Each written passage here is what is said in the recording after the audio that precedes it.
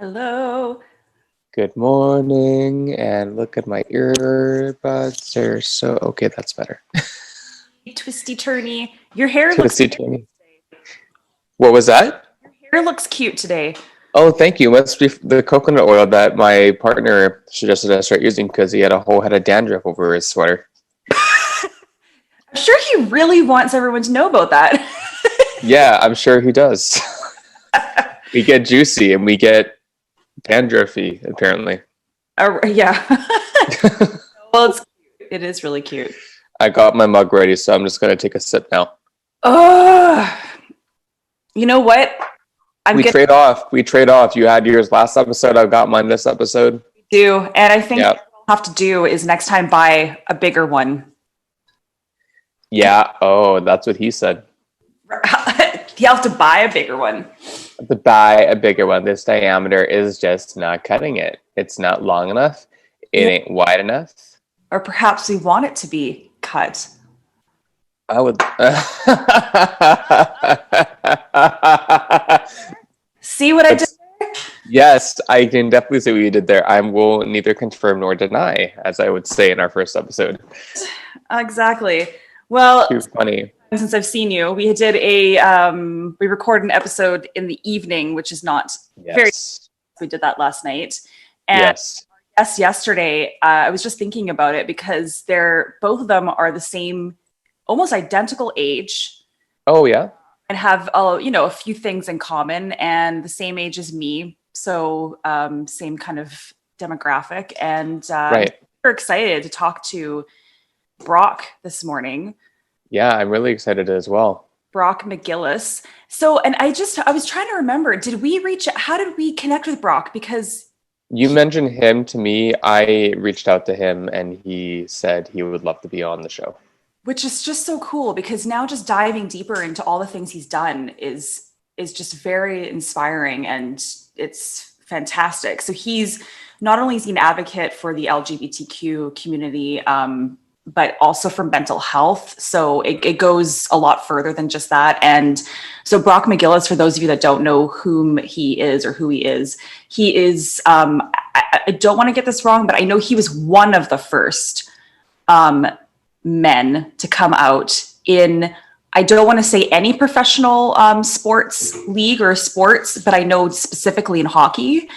Okay. And that was in 2016, I believe. So about 5 years ago. And to this day is just, I almost want to call him a trailblazer in his industry of really bringing awareness to the fact that it's not easy at all to come out, especially as a gay man in an industry or sport specifically, which is so, manly man kind of, there's a heteronormative. Exactly. So I can't begin to imagine what life was like for him living all those years, because he's open about, even how old he is and things like that. So he must have come out, if he's my age, he came out in his early 30s. Yeah, but you know what I find interesting, though, is that out of all the progression, all the evolution that we've had so far in the last decade with sexuality and human rights acceptance, how the sports industry, and correct me if I'm wrong, is still one that's very far behind. I know. I want to ask him about that. I want to see, why, I mean, even if there might be some obvious answers that I could answer myself, is there anything that I'm missing that I don't understand or that I need to be enlightened or educated about? Because it shouldn't be so conservative and so restricted. I even think about I don't know, ice dancing or ice skating or ballroom dancing. I mean, maybe there's more queer people, but do they talk about their sexuality? Maybe not. I think they do more, but it's especially for example, when I think of ice skating or, and that is a sport, people, that is an athletic, unbelievable sport. I kind of think of it akin to, and this is probably what maybe some people do, akin to dance, and then when you think of dance, you think of, well, then there's the opposite side of the spectrum where you think of, any male dancer, they have to be gay. Right. Okay. True. Right. Yep. It's a straight male dancer, that doesn't, it's very opposite mindset, I guess, when you think about those things. So, Fair. I don't know. It's very fast. But I also, maybe it's just me being naive to the fact that I just wish that everyone could be comfortable in their own skin and be open about, who they are. But I also am shocked what you just said, how the sports industry still seems to be so far behind specific sports. Specifically, Well, like baseball or hockey, basketball, football. Like I'm thinking about the main sports that we see broadcasted on our general sports network or TV. Not that I follow these industries by any means, not that I look at headlines by any means, yeah. but also that being said, though, if I'm part of the general public that's looking at just my Instagram feed, my YouTube videos, my news feeds, it's not very often that I'll see any headlines that come up about LGBTQ related sports or athletes or things like that. That's what I mean. Like, it's not something that I commonly see that's broadcasted, regardless if I might get targeted for that information or not. I'm surprised that it's not something that is just so common. Well, exactly. And then if it comes out, it's like a huge headline news. Yes. But you're right. But everything that you just said, I mean, those are all male sports. Mm-hmm. They're not, I just put my foot in my mouth. Like, yes, of course there are women's leagues, but it's typical when it happens. You're talking about where it's an all men sports team. So the NHL, yeah. like the NHL, the WNHL. no, not. Oh yeah, right. All the men's. Oh yeah, MLB, FIFA, PGA. Right. Good point. Yeah. All that stuff. I think honestly, and I could be again. My dad's gonna slap me if he ever sees this episode, considering his son is talking about hockey, let alone talking about sports. I mean, hi dad, maybe you need to educate me a little bit once you watch this. But anyways, the one sport that I can see that might be more on an even playing field and maybe not is golf. They still have the WPGA. I realize that for sure. I get that there is still gender divided, but I'm like, why do you got a gender divide? I mean, aside the way that the body types might be assigned by weight or class or bone structure, whatever those things are, I mean, can't we just make it really simple and not divide gender and sexuality by a certain definition of class? I mean, aren't we past that? Okay, and now that is a whole other conversation about not just sexuality inequality, but gender inequality, and that's a whole other conversation. And then you get into trans rights and that just opens a massive can of worms in sports, really specifically too. And yeah, I'm hoping. It seems like Brock is a very candid, open. I've seen some of his interviews. I love that he's just willing to go there like we are and just very open. So hopefully he'll answer a lot of those questions for us. And totally. As you were talking, I was just looking it up because I didn't want to get it wrong. But so currently last year in 2020, he became the first, the Toronto Maple Leafs. So he's Canadian. Yay, Canada. So yay, Canada. I'm pretty sure he's going to be calling in with us from Ontario because the Toronto Maple Leafs hired him to become the first part of the first NHL team to work with him, to hire him to run a virtual workshop about homophobia for the Maple Leafs personnel. And that is pretty damn cool. Yeah. When you think it's really, really neat. It is really cool. And they said the first NHL team to do this. Wow. So that just in 2020, when did they hire him? Was there a year that 2020 last year? Last year. Wow. That took that long. It's very fresh, right? Yeah.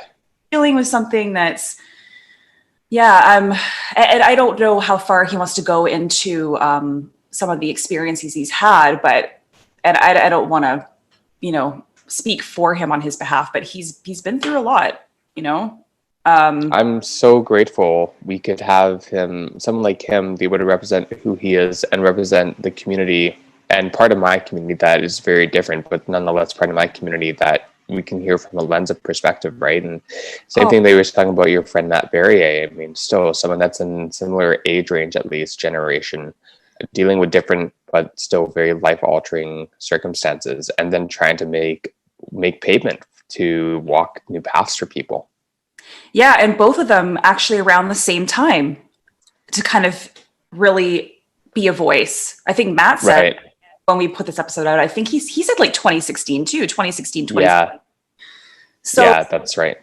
Yeah, so very, very interesting. So yeah, so Brock will be on pretty soon, and yeah, just and the other thing, like what I said with mental health, because when I've been looking at his Instagram page, like he's very vocal about not just specific to LGBTQ community, but also opening up to mental health, depression, anxiety. You know, he's very open about that.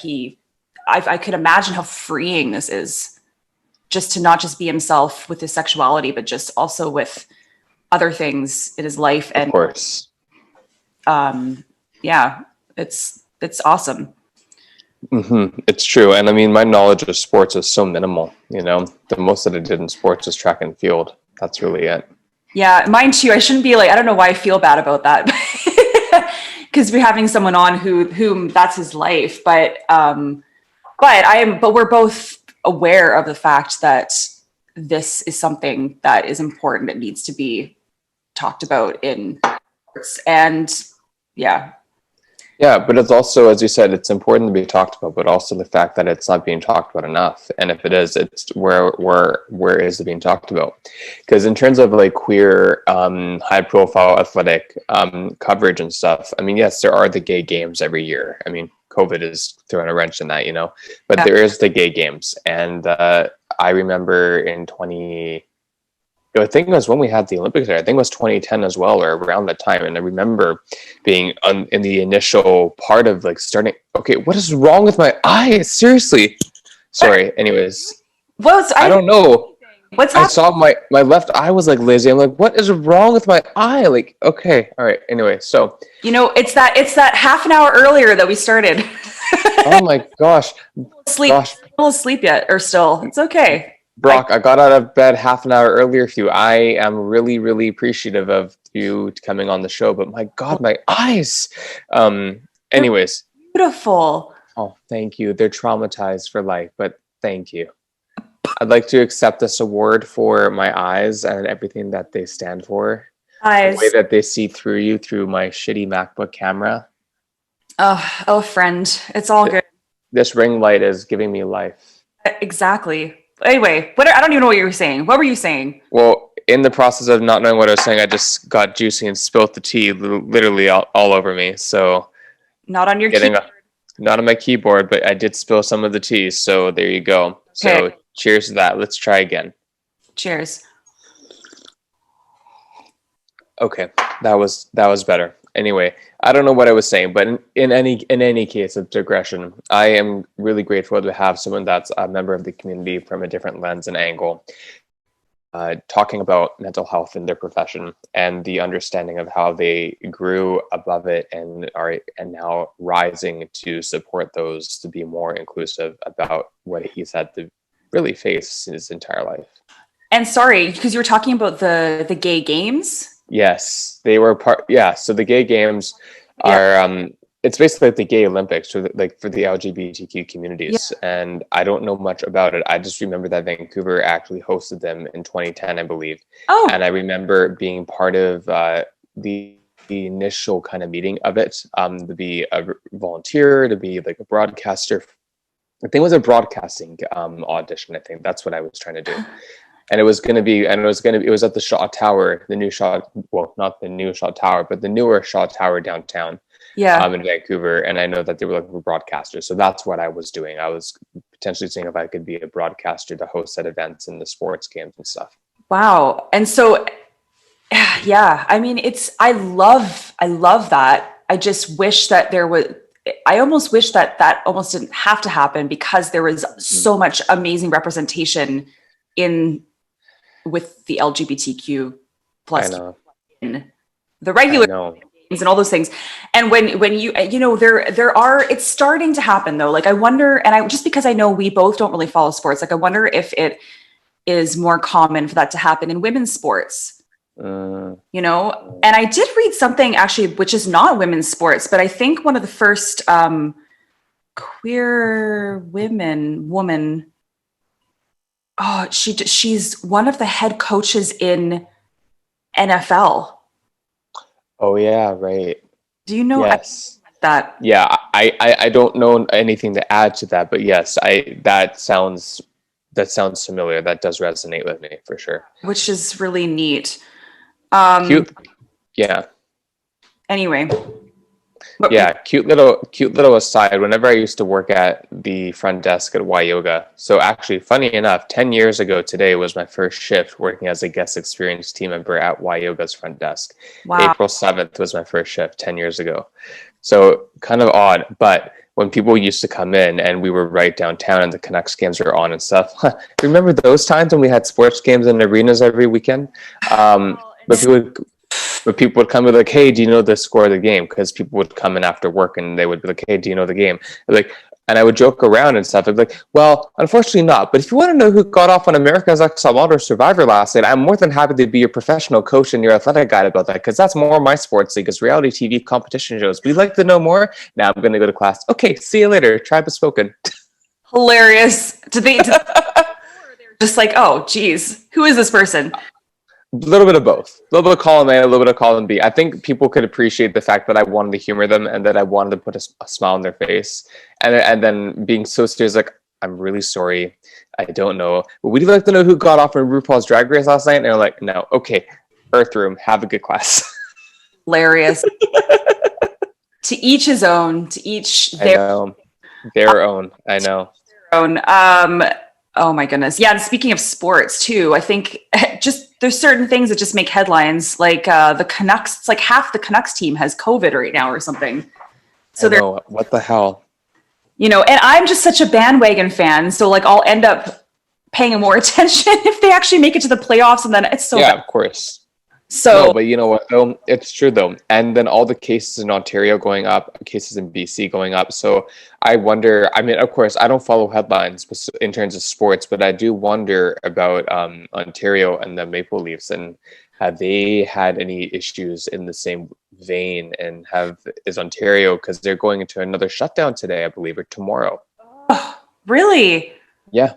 Is that interesting? And then it's Canada is so divided in that sense, because we in BC, we never really have had one, like a real one, like Ontario has necessarily, a shutdown. Well, not since the actual beginning of the pandemic. No, we haven't. Yeah. And also, I mean, like if you look at the footage of like Yorkdale Mall or Eaton Center, and you see how many people are flooding in there. And you know what, even in Vancouver, I was on the seawall and my partner Sydney was coming to meet me, and he was like, I'm gonna walk around the seawall, look at Sunset Beach and stuff, watch the sunset. And he said that it was flooded with people. Nobody was wearing masks. Maybe one person in a group of people might have been, but everyone else is not. And it's like, they don't care. This pandemic is done. People do not care. They're so over it. And they see the sun out and they think, oh, okay, it's open space and it's warm weather. We're fine. And I was kind of I didn't see that because I was on the other side of the seawall in Yaletown, and I was sitting in an outdoor patio very spaced out from people. So I was safe, and I didn't see many of those people coming that far into the seawall in Yaletown. Yeah. It's ridiculous. Yeah. It's ridiculous. Ah, look at this. There he is. Look at that gorgeous face. Sorry. No problem. How are you? Your hair's gorgeous. It's all good. It is perfect. I was doing a workout and then I got a work call. Oh. I need to shower and get ready. I'm a disaster. Oh my God. You know, come as you are. Come as you are. And I'm not even at my place. I'm visiting my parents. So I'm like, yeah, I haven't seen them in like months and months and months. So I'm like a disaster, but. But that's so exciting. So you're in Ontario, right? Yeah, I live in Toronto, and then my parents are I'm from Northern Ontario. Okay. Sorry. That's okay. And I forgot my laptop in Toronto, so I'm using my. Oh yeah. Okay. Uh-oh. Oh, Can you hear me better with these on? can Yeah. you find both? We Both? heard you just fine when you came on. Yeah. Okay. So Yeah, I'm a bit of a mess right now, so I apologize. No, don't be sorry at all. This is kind of how we roll. We want our guests, no matter who they are, to just come as they are. So this is really awesome. It's human. And Heroes, I'm just throwing him under the bus. Most of the time you're just rolling out of bed, and I'm just complimenting your bedhead, right? So Nice. Oh yeah, no, this is early for me. I roll out of bed and Rachel's like, "Can you do 9 a.m.?" I'm ugh, fine. Where are you based? I'm in Vancouver. Oh, nice. Very nice. Yeah. And I'm in the Okanagan, so I don't know if you're familiar with that area. I feel like it's gorgeous. it is gorgeous. Yeah, I mean, some people, we talk to some people in the States, and I'm like, just think of kind of Napa Valley, like it's kind of wine country of Canada, perhaps. I mean, there's gorgeous stuff like that in Ontario too, though, with Niagara region and. Yeah, it's not the same. It's not as nice. Love it. Love it. Long. Oh my goodness. Well, Brock, thank you so much for joining us. We really appreciate this a lot. And we kind of did a little, oh my goodness, what is wrong with me today? More coffee. We did a little introduction to you before you hopped on. Cool. Yeah, so we just thought, usually we like to ask our guests if they'd like to introduce themselves as well. I know you don't know what we said about you, but all the things that we see on the interweb and just... That's dangerous. They're all lies. Whatever they said, it was a lie. No, well, I hope it's a lie on your own website. I don't run my website. There you go. But just really loving following you on Instagram and just how, your voice for not just the LGBTQ plus community, but also for mental health. And we talk about that on our podcast. We both, Hero and I, have been the lucky recipients, I'll just say, of anxiety, depression, whatever it might be, for many years of our lives, and always powering through and just being very open and talking about all those things too. So cool. I almost want to call you a trailblazer, I was saying to Hero, but Not a Chevy though. oh God. But just for our audience to know who Brock McGillis is, I believe it was around 2016 that you publicly came out in your community and in the sports world. And I want to say, and correct us if we're wrong, but were you one of the first more in the men's professional sports world, or was more in hockey specifically? I think both. I think in men's professional sports there's so few even still, but I was the first to come out publicly in hockey, period. And nobody else had come out in the sport. And ultimately in men's professional sports, very few have come out prior to me in any of the sports. There's a couple basketball players, a few football players, and maybe one baseball player or two. So it's pretty minimal. The numbers are incredibly low considering the percentage of people who actually are queer. So I was I guess one of the first. Wow.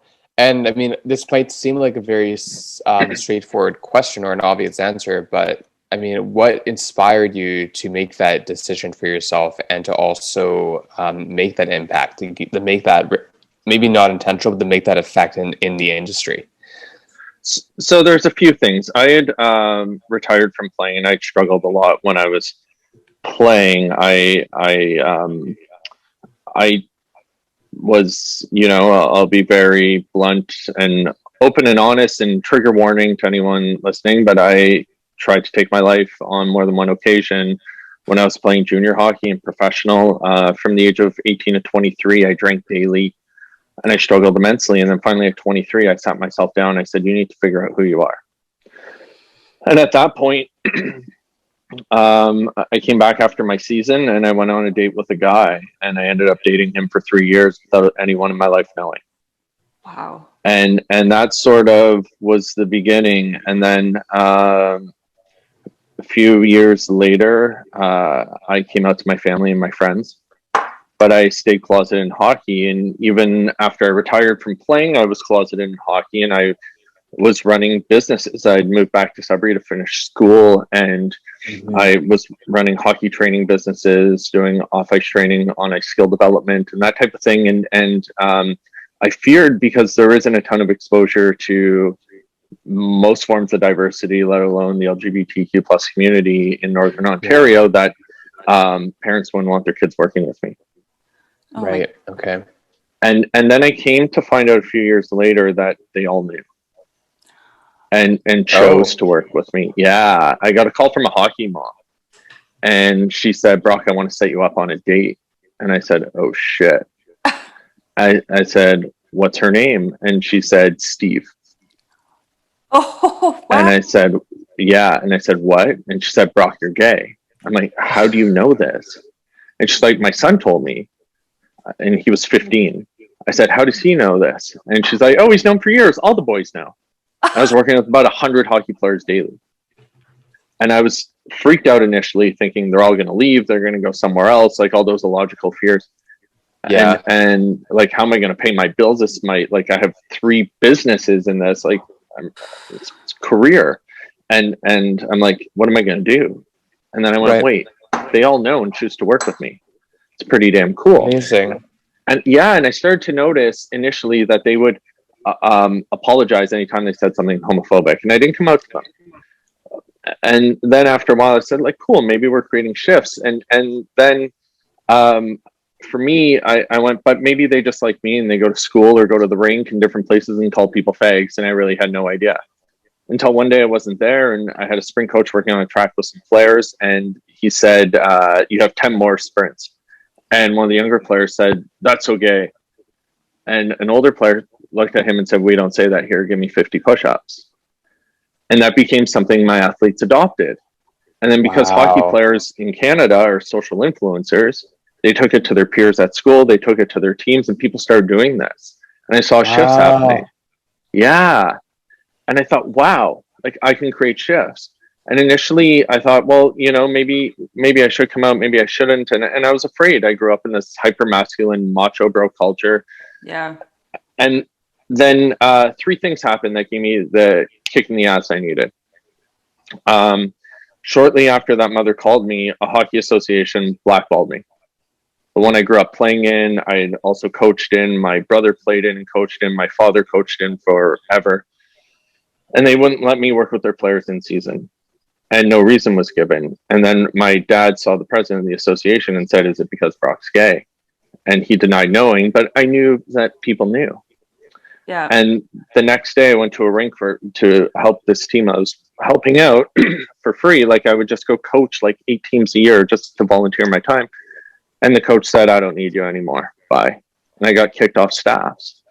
What? The president, and this 2015, 2016, like that hockey season, and the president called people and told them I was gay. And people I was friends with kicked me off staff. So all my fears growing up being gay in this hypermasculine sport came true. I was rejected. Jesus. Yeah. And then right after that, there was the massacre at Pulse nightclub. Yeah. Where 49 people were murdered for being queer or allies and being in a queer space. And for the queer community, those spaces are safe spaces. It's where you can go and be yourself without, you know, hopefully without fear of judgment or prejudice or bias or bigotry, anything of the sort. Because the reality is, whether you're in the Okanagan, in Vancouver, in Toronto, or in Northern Ontario, queer people are still under attack and get called names and threats with violence, or are, you know, physically harmed. And we see what's happening to the trans community all over the world. And that really pissed me off. And then right after that, one of my best friends was co-chair of a really large pride organization. And he ended up on an ISIS hit list. Say that again. He ended up on an ISIS hit list? Hit list? Yeah. Yeah. I don't share this story a lot, but yeah. And we were supposed to go to a charity event together, and he said, "I don't think you should come." And he told me the reason. And at the time, nobody knew this was less than a week after Pulse. Nobody knew if it was, an outside, attack, or if it was, like an internal kind of American, like a domestic terrorist or an outside terrorist group. Right. So I said, well, are you going? He said, yeah, I have to. I said, I'm coming with you. And I remember that night getting into an Uber together, going to a charity event. And we looked at each other and we thought we're going to die. Oh my God. We got there. We had undercover officers around us the entire night. They were frisking everyone at the door, and they had a metal detector wand out for a charity event. And Wow. I knew, I left there that night and I said, I need to do something. Yeah. So that's when I reached out to a friend of mine who's a journalist. I said, I'm coming out. And I decided, I'm fortunate enough that, hockey gave me a platform. I was like, I'm going to use it. So that's when I wrote the article coming out publicly. Good for you. Wow. Holy. I'm like I'm at a loss for words right now. I think just because like Hero and I were talking before you hopped on, and I don't know if it's just because we're so naive, or we'd like to live in this world of inclusivity and just feeling like everybody feels like they belong, that we were so shocked that in 2020, last year, when you started working with the Maple Leafs, that virtually talking about harassment and the LGBTQ plus community, how that was the first time that it happened, like that a team was actually taking that on. And I guess it was just a shock to us, like, this is still a thing? This is still happening? Oh, it's insane. I mean, anyway, it's just, it kind of boggles our minds. And we've got so many questions, but Hero, if you want to continue, because I know I could talk. Yeah. Well, yeah, for sure. I mean, being mindful of the time that we have with you, I mean, I'd be curious to know, I want to come back to this, but I'd be curious to know about you growing up and just kind of like the earlier days of your life, just kind of like, how did all this start? You kind of foreshadowed a bit about your father and stuff, and ancestry in the industry, of course, but what was it like for you growing up in Ontario, and how you became into where you are today? Like, can you kind of give us a bit of a retrospective? Yeah, it's interesting. I grew up as a stereotype.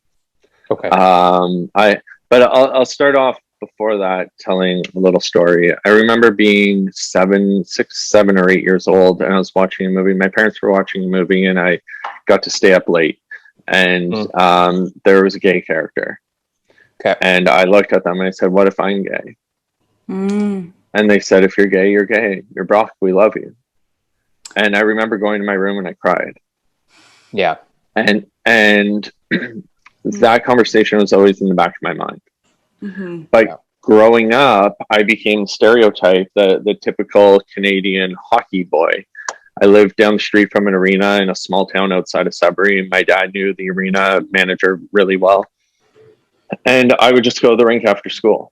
And if teams showed up and they were short a goalie, I would jump on the ice with them. And if the ice wasn't booked, I would just go on the ice by myself. I was always on the ice. I walked on weekends. My parents would drop off all my meals at the arena because I was always there. And because of that, I got pretty good.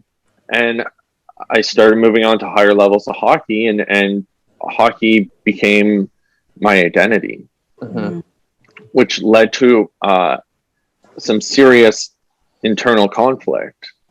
Right. Because I had this duality to me where I was this gay man in a hypermasculine sport, in a sport that, even to this day puts each other down by using homonegative language and sexist language on a regular basis. So I had that beaten into my head at arenas always that, if I'm gay, I can't play this sport, therefore I can't be gay. Right. And I struggled. I had an anxiety disorder since I was a child. I developed depression and went through serious bouts of it. And as I got into junior hockey, where it's even more prominent, this hypermasculine ideals and attitudes, I became incredibly depressed. I hated myself. I wanted to die on more than one occasion. I tried to.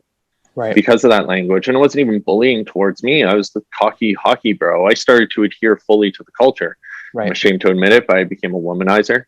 I, partied hard, and I became like, people thought I had this sweet life. I'd go home at night and I'd cry. Yeah. Oh God. Yeah. And really, really struggled. And even though, like, in the back of my mind, I knew I had a supportive family if I ever told them. Mm-hmm. I knew I had, a network of people that, would fill me with love, but I just didn't think I could be that and be who I thought my identity was, which was a hockey player. So I hit it. Right. Yeah. You make a good, like, as a hockey player, it's interesting because my brother-in-law used to work at the Roxy in Vancouver. Oh, Familiar with that place? And so he was a bouncer at the Roxy, and the things that he saw with the hockey player, because I mean that's where the Canucks. Every team comes into town, goes to the Roxy. See, I didn't know that. I just remember the stories that he was telling me about the Canucks specifically and about hockey players, but just everything you're saying. I mean, and especially when you bring drink into the picture, it's like, and that's it's what the public sees. They're out there, getting their drink on, and that's exactly what they see. What you're explaining, everyday life. It's not just on the ice. It's like. No. It becomes a lifestyle, and you're programmed into it. The reality is they're all products of an environment where from a young age they were influenced by people who are in the culture before them, who then come back and coach them. That's right. And by older players within it. So it's a perpetual cycle of this culture where you're allowed to talk about three things in a locker room: women, partying, sports. That's it. And then a lot of the time that translates to off-ice culture too. Mm-hmm. Yep. Yeah, for sure. But also you talk about even just saying off-ice culture and, again, I guess on-ice culture. One thing that I think about as well is me and Rachel are not very sport-oriented people, but my dad is a huge sports person and follows the NHL a lot. Like, I'm sure if I said to him I was speaking with Brock McGillis, he'd be like, my son's talking to Brock McGillis? Like, that doesn't go together. Like, that's great, but that shouldn't go together, right? So my point being is that one thing that I think about, though it's kind of coming back to more of a shallow part of the industry, is sponsorship and endorsements and things like that. And I can imagine that a lot of brands are saying that they're in queer inclusive, right? You look at the Pride Parade and you see everyone has a freaking rainbow logo. But when you think about all the things that endorsements come in, what is that like? And do you have anything to share about that, even if it's a brief comment or any stories, or you know what I mean? Because that's something that the athletes live off of, is sponsorship and endorsement from a lot of brands that are quite heteronormative. Yeah, I'm very conflicted with sports in that way. There's 10 NHL teams right now with active partnerships with Chick-fil-A. What? Yeah. And so that's, a brand, a company that, promotes and pays for conversion therapy. And then they give millions of dollars towards conversion therapy. And then all these sports teams are partnering with them, and yet all have pride nights. So to me, it's incredibly performative. I think a lot of gestures, with brands can be performative, and I'd like to see actual accountability and doing the right thing beyond just slapping a logo on something or walking in a pride parade, because that is the least you can do, and it actually, I think, sets us back. It's because toxic. it just gives the illusion that things are fine when they're not. Yeah. And it's like, I equate it in hockey to having the Stanley Cup parade before winning the cup. Mm-hmm. You haven't shifted the culture yet. You're going to, celebrate, have a night of celebration and sell merchandise and make money off queer community, but also not change your internal culture that, is rooted in misogyny and homophobia in the locker room, and also partner with groups that are anti-gay. So it's there's like this, it doesn't add up. No, like, you're never going to see like an NHL team be sponsored by Dirt Squirrel. Like you're just not going to see that, and that's really disheartening. Not because of it being that brand, but the fact that people would just look and be like, "Oh, you can see Fruit of the Loom." What is that? What's that teaching people? Nothing.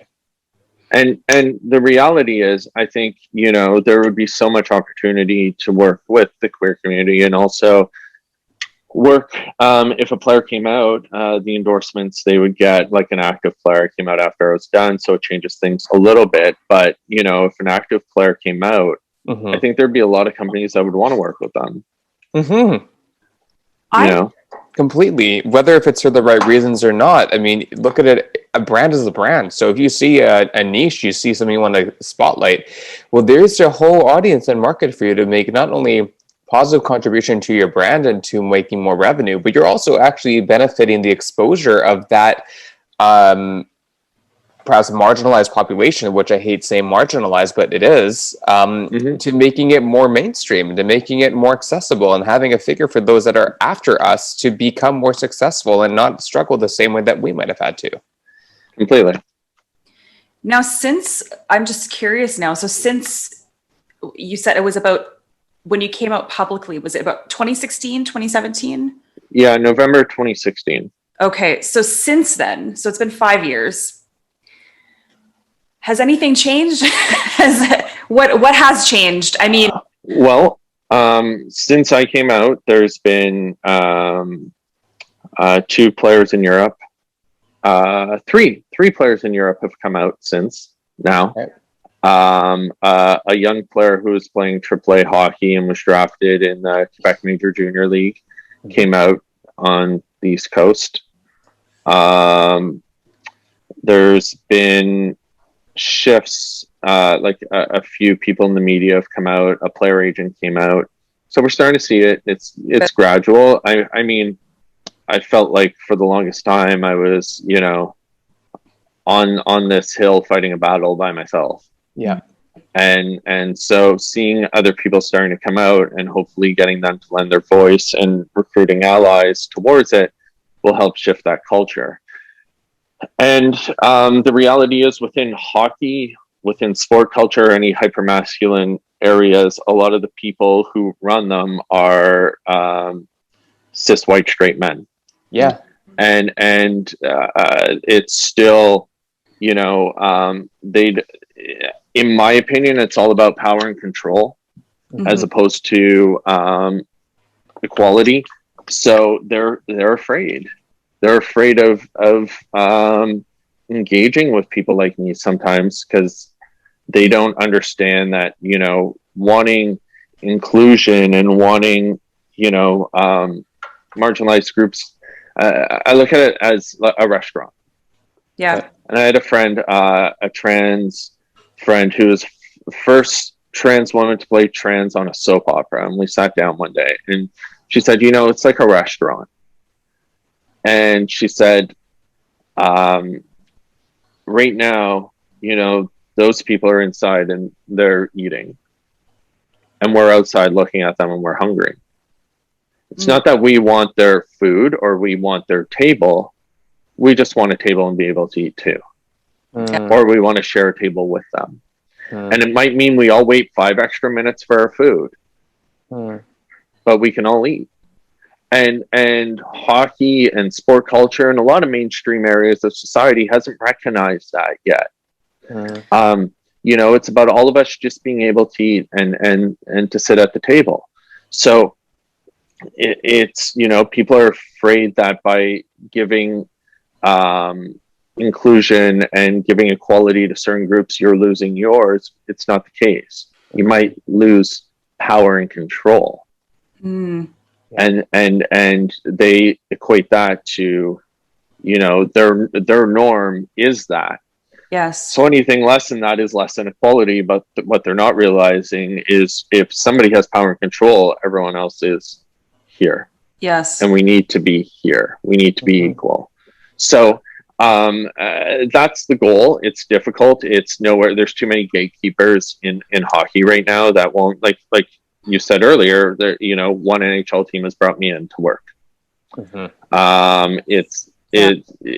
It's mind-boggling, and you know, I've offered the NHL to do work with them.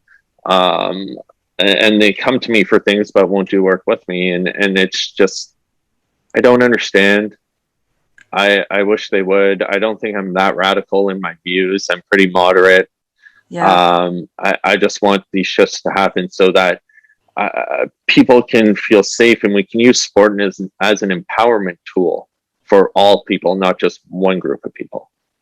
Yes. I love that. Absolutely. And as something you said before about, before you were out publicly, and it was these younger people that you were coaching, or younger kids, the kids all knew, right? You're saying, but they just accepted you, and it wasn't a big deal. Do you think that, and I'm thinking of all the older white cis men that run all these big corporate teams and all those kinds of things, there's obviously a huge age difference between the two. Is your hope, or do you feel like things are changing now for those younger people? No? Oh my God. No, I don't think so. And because it's not, there's no, my belief is you need to humanize issues, then engage and educate people. We haven't even humanized issues. So, there's an opportunity to humanize for them, but they're becoming a product of the same environment. And then you look at, in Canada, the influence of hockey then trickles into corporate culture, trickles into everywhere in our society. So that has an influence and an impact. And, the irony is corporate social governance is so important in society today that the more inclusive a corporate becomes and the more diverse a corporate becomes, their profits go up. And that's been proven. And the same would be in hockey. But if you're being told on a daily basis, like I had a coach, I had a parent of a coach of a team, or a parent of a player on a team of 10-year-olds. The coach would go up to kids and be like, "Nice haircut, you look like a fag." This was a year ago. Jesus. If that's happening, in this culture, and kids are being taught that that's normal. Wow. They're being brought up, regardless of what happens at home and how inclusive your parents are. You're in that locker room with those people as much, if not more, than you're at home or at school or anywhere else. Yeah. So if that's, beaten into you on a daily basis, if that's normal talk, and then you're not being, like, whoa, hold up, not scolded or reprimanded, but educated on why you can't talk that way, because everyone's assumed to be straight. The culture in sport in Canada, especially hockey, is predominantly white. Yeah. So the majority of the people are middle to upper class. So there's so many issues there that all of a sudden you think, well, I can say whatever I want, I can do whatever I want, and there's no repercussions. Yeah. So it leads to a lot of privilege, and now they're getting into, they stop playing, and when they start coaching, because most hockey people stay in hockey in some capacity, they're going to reinforce those same behaviors and attitudes that were ingrained in them from the culture. Yeah. Until we humanize, or they have somebody in their life who comes out. Right. Yeah. And that's when it starts to change a little bit. Right. You know what I mean? But otherwise, it's going to continue and continue and continue. So unless we humanize and then educate, it'll never change. So when it comes to the Toronto Maple Leafs being the team that has provided you this opportunity, did you engage them? Did they reach out to you? And what was that, the starting point for that last year? Yeah, I knew I talked to their president on a number of occasions, Brendan Shanahan. He's a super inclusive guy, really thoughtful. He called me the day after I came out publicly, and we spoke for 2 hours. Wow. And I never met him. He got my number and called me. The general manager of the team, Kyle Dubas, was the assistant equipment manager when he was 15 years old when I was in the OHL, the team I played on, Sault Ste. Marie. So I'd known them, and then I got to know their head of player well-being. And she was doing some workshops through COVID with them, with staff and faculty, and she said, "I'd like you to come speak." Yeah. And we sat there for an hour and a half, and we easily could have talked for 3 hours. Yeah, they were super great. I think they got it. Ideally, there'd be more follow-up and different things. COVID's tough. Priorities right now aren't probably there, as opposed to just, trying to keep things functioning and moving. So I think hopefully there's an opportunity in the future to do more and sit down with the players and have players recognize their influence. Yes. And start doing that across all levels of sport and society. Have people recognize their influence and how, I'll go back to what I said about those players doing push-ups. Because those hockey players, regardless they were like AAA players or major junior players in the OHL, they had influence. Yeah. So they influenced their peers at school to do the same. They influenced their teammates to do the same. And then we saw it spread a little bit. We had this little bubble within the hockey bubble, and then it started to spread out. And we have the ability to do that. And it made me recognize that I can create shifts on larger scales, and everyone can create shifts in their own personal life. That is so cool. And when did all that happen with the push-ups, and how long ago was that? That was the summer before I came out. Okay. Wow. So summer 2016. Okay. Wow. And have you had any connection with other people that have been struggling with their identity in gender, in sexuality, in humanity, that have reached out to you, that you've taken, I don't like saying under your wing, but for lack of better terms, that you've kind of taken into your circle to help kind of generate that community, to kind of be that role model for them? Yeah, I get hundreds of people daily. Wow. Like it's an ongoing thing where people come to me, whether they're in sport or not.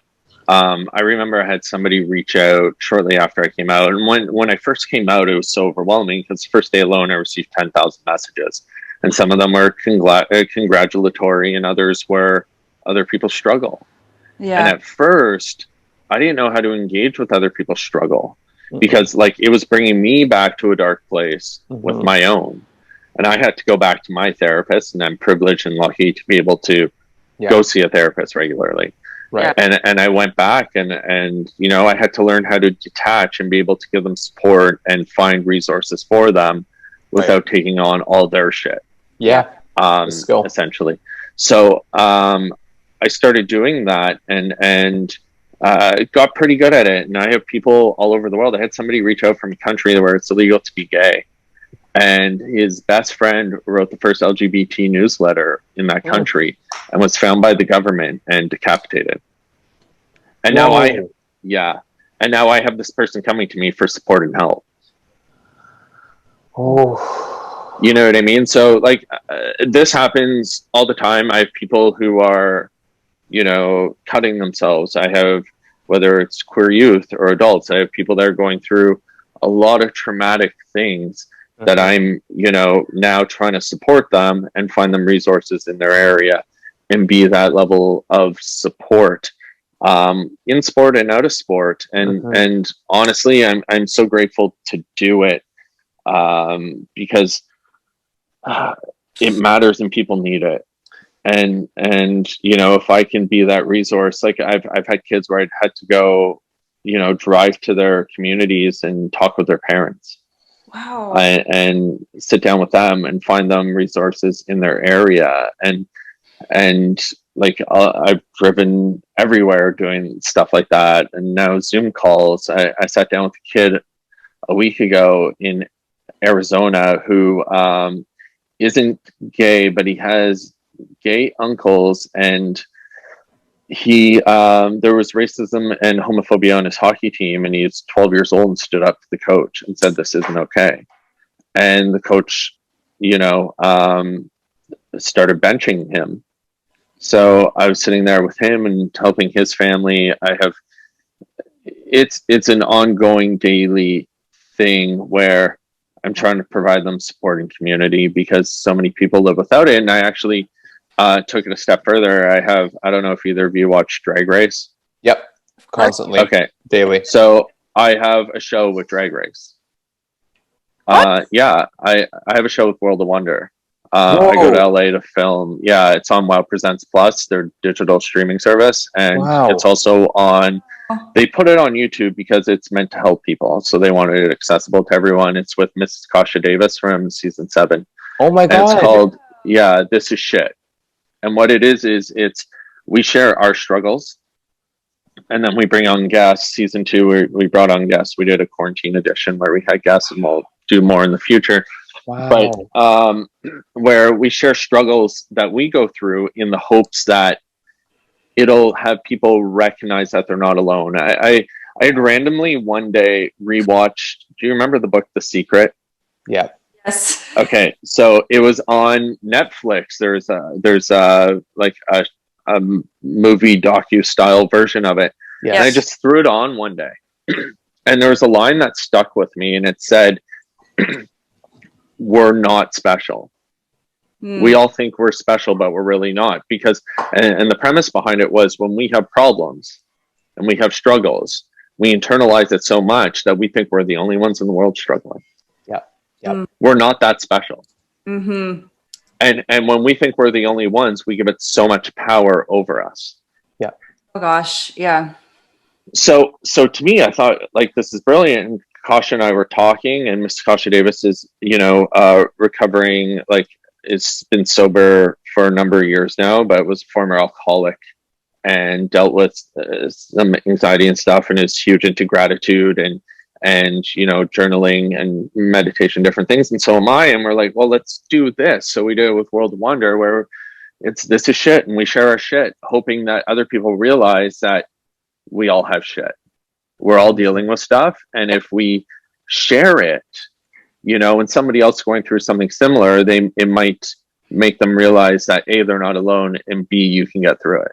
Mm-hmm. And minimizes it hopefully a little bit. And even if they're not going through the same things, if they see other people are going through stuff constantly, that they'll go, okay. So You're preaching to the choir, because that's exactly what we've been hoping to do on this podcast too, and have these open conversations and make people realize exactly what you said. I find for myself, just because we mentioned prior to that, both Hero and I have had our own challenges, mental health challenges over the years. I find, like, how do you, just asking for some advice, I guess, because for myself, like, when I still have my lows, like my real lows. Oh yeah. And especially during the past year, which I think everyone has. But I laugh now, because I deal with health anxiety. So if you want to just call hypochondriac, like, to the extreme, that's pretty much what I have. So you throw a pandemic into the mix, you're like, oh, great. Like, thank you very much. So my question is that if you're having these extreme lows yourself, how do you pick yourself up and be like, but I want to be there for somebody else. But if I'm not in that good place, how can I be there for somebody else if I'm not in that good place myself? So do you ever kind of pass the torch on to somebody else, or what do you do in those circumstances? Well, I think it's forced me, like, initially what I was doing was, even speaking engagements, 2 months after coming out, I got so low. Mm-hmm. I was so incredibly depressed, taking on other people, because I started off a lot. My biggest passion is speaking to youth. So whether it was youth queer events or youth at schools and whatnot, I'd go in and speak, and I would see so much struggle and trauma with kids that were out at a younger age. And it didn't dawn on me initially how many people were numbing. But I was at a queer youth event, and I was sitting there with somebody who was doing a PhD in community health. And we were sitting there before the event started, and she said, look around the room. She said 70 to 80% of this room would be considered obese. And so to me, as somebody who numbed in the past, numbed my struggle, numbed with alcohol, I went, okay, so they're numbing with food. And then I thought back, and I went, when I showed up at 8 a.m. and there's 300 kids here, there's 50 to 100 kids outside smoking cigarettes. So if they're numbing with food and cigarettes, what else are they numbing with? Right. And so I went, so that made me click, because after I learned to detach, because I was lying. I wouldn't go to these events the day before. I had such major anxiety attacks that I had to lie and pretend I was sick. And really it is a sickness, so I wasn't pretending, but I would say I had a cold essentially, or I had the flu. And I had to learn how to detach, but I also had to learn that, okay, the community is numbing, and I get it, because all the struggle is internalized. Yeah. So you want to shut your brain off. Yeah. And that's the same with, you know, people who are struggling with mental health struggles. Yeah. You know, you want to shut your brain off. And I think they go hand in hand in a lot of instances. So that pushed me to make sure I was at my best.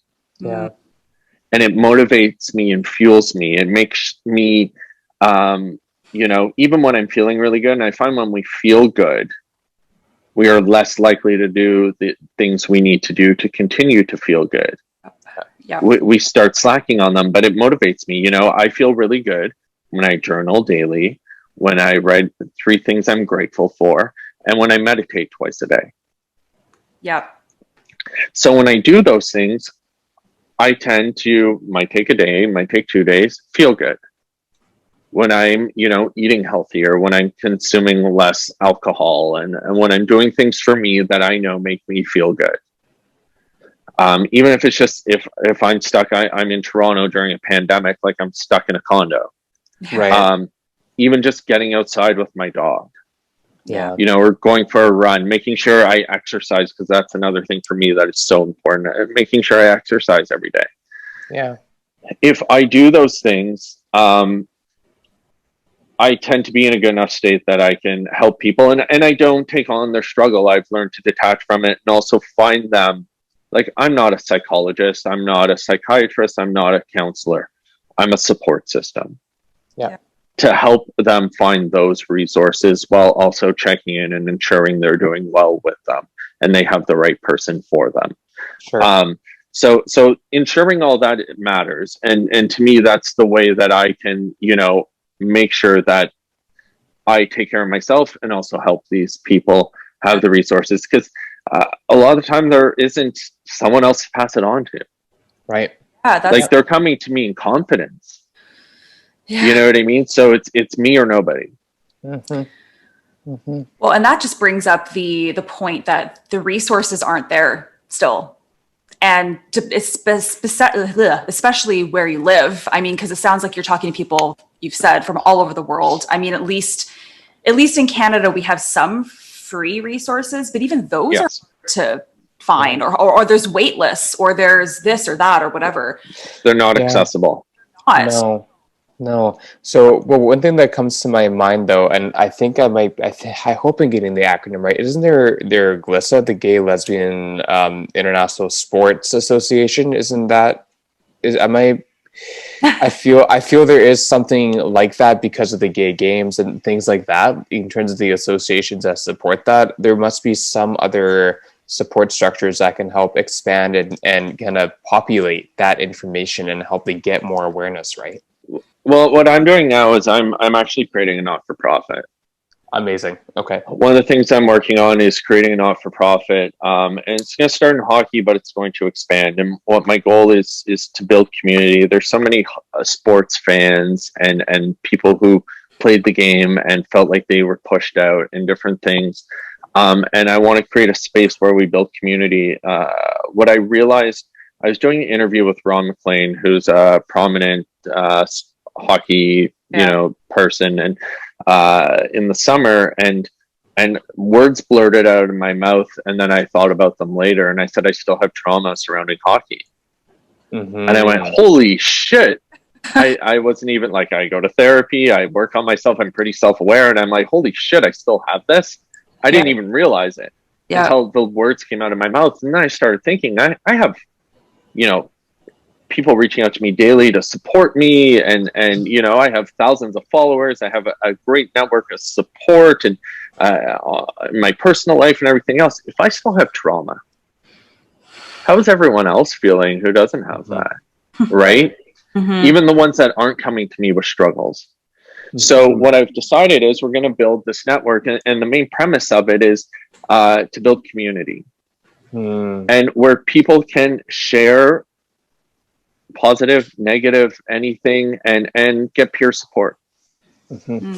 And just have people, and then hopefully as we raise funds, we'll get therapy and counseling and different things accessible and free for queer people who join. And then from there, the goal is to get them to mobilize them to then join boards and associations and different things. So we have seats at the table too. Yeah. So then queer people, exactly. And then queer youth can join sport and use it as an empowerment tool, and then have resources available to them the same way we did the adults, to support them along the way. And it's not just me now, it's a voice. I randomly tweeted about this in the summer. I said, I'm going to start a not-for-profit, and 2,000 people DM me on Twitter. There you go. And I went, yeah. And I went, I was literally running a virtual charity drag event for the 519 Center COVID Relief Fund for queer people in Toronto. And it was myself in Brooklyn Heights hosting this. And we had like Priyanka and Boa and a bunch of the queens involved, Juice Box. And then my DMs are getting flooded on Twitter at the exact same time this is going on. I went, holy shit. So we've actually taken a step back. And now I have a group of about 15 people putting together the not-for-profit, and we're at the point where we're building the framework and the structure, and then we're going to build out programming next. And we've done it slowly and incrementally, because I find sometimes a lot of these groups like rush to get it done, and things aren't thorough enough. Okay. So I want to make sure it's done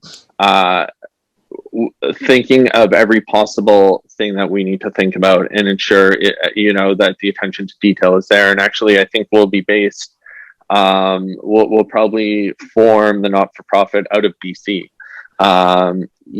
Because a few of the people that are helping put it together are from out there. So, but we'll be international. We're going to be all over the world. I've had people reach out from Europe already and the US. And we'll build that, and from there we're going to get into other sports and create networks for people in all sports, and build community even amongst queer sports teams, because there isn't a community and a network for all of them, and really build it up and have programming for youth. Like, my dream is to hold a youth pride. Yeah. You know what I mean? Where we can do empowerment stuff during the day and build people up, and at night have the drag queens and have the fabulousness, but empower them, teach them about queer history. Nobody knows, because as queer people, we're not taught about the history of queer people because our families are predominantly straight. Right.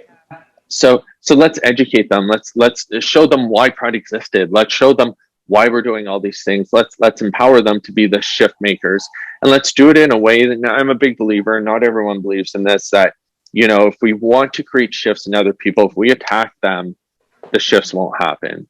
I'm a firm believer, not everyone believes this, and some people will say I don't police, and I think large scale events, marches, like protests and stuff, I don't police that. That's emotion, and but on a day-to-day basis, when you're engaging with people, if you attack them the same way for saying the wrong thing or not being totally right, we're going to create barriers of communication. So I'm hoping that by having supporting community, that more people will engage and educate as opposed to attack.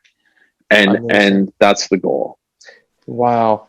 And how powerful it'll be for these people and for yourself and the people you have mentioned to support and to make this happen, because it's very tangible and it's very realistic. It doesn't seem anything that's unrealistic or intangible, and you stay in BC, do you think it would be like in Vancouver, or do you think it would be more kind of rural, kind of more outer BC?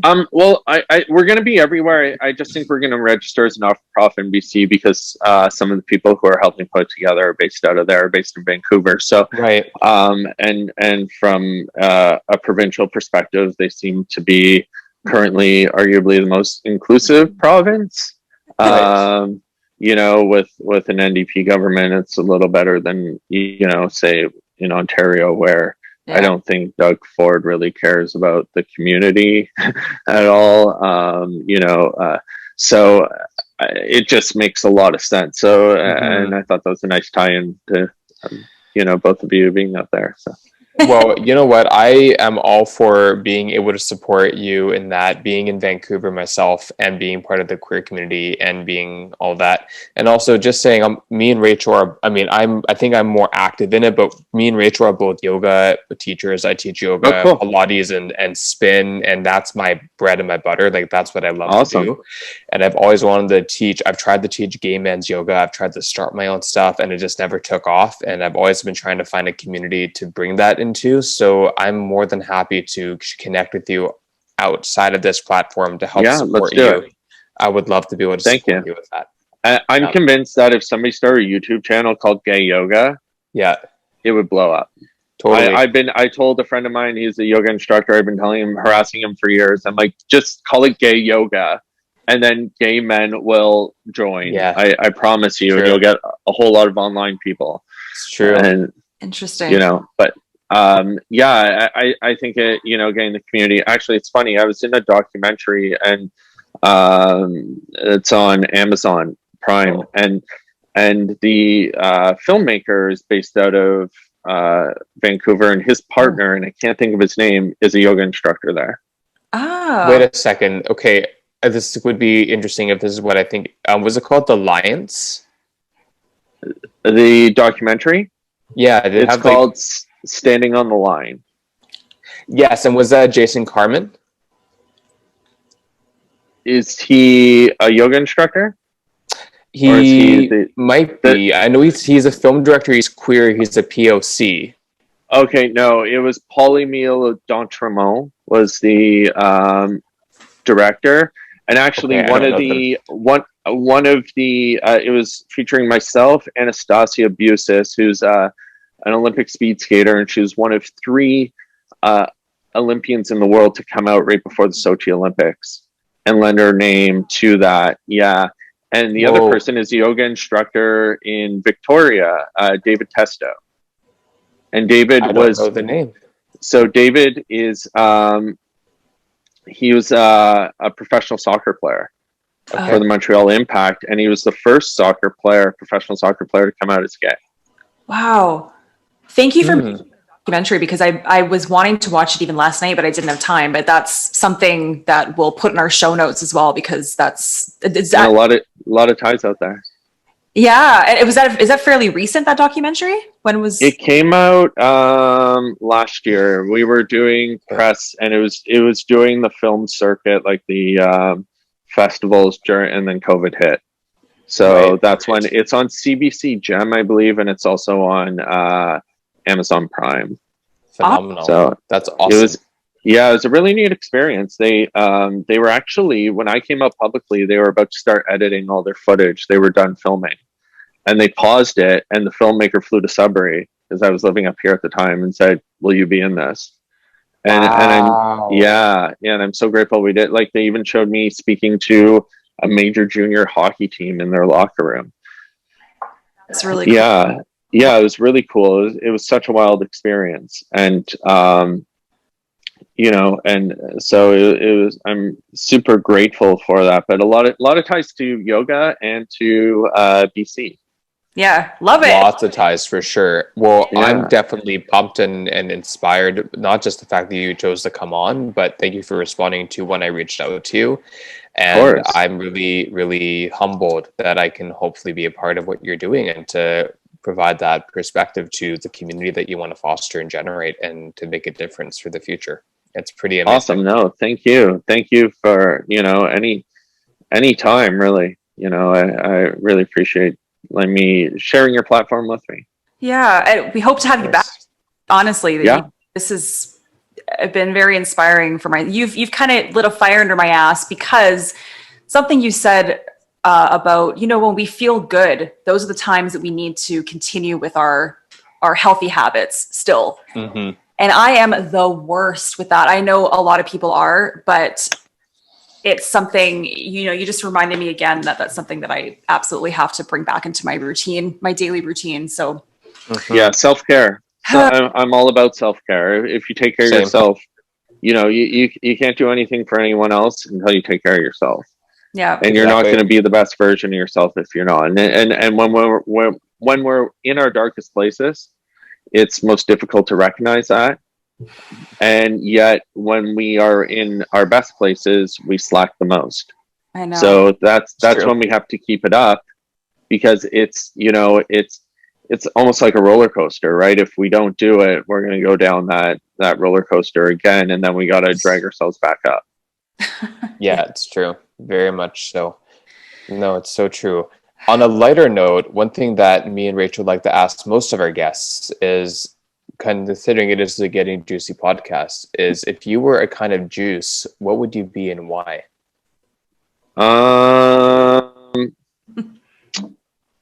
Oh, I would be something.